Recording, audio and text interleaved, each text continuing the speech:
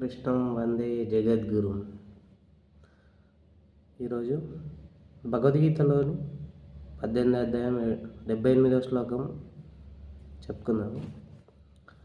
ఎత్ర యోగేశ్వర కృష్ణ ఎత్ర పార్థో ధనుర్ధర తత్ర శ్రీ విజయో భూతి ధ్రువ నీతిర్మతిర్మమ.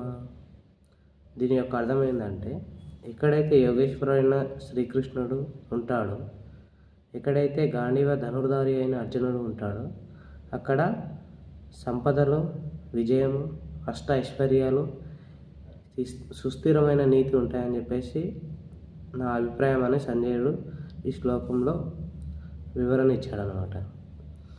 అయితే దీని యొక్క డెప్త్గా ఆలోచిస్తే ఏంటంటే, ఎప్పుడైతే ఎవరైనా సరే శ్రీకృష్ణుని పైన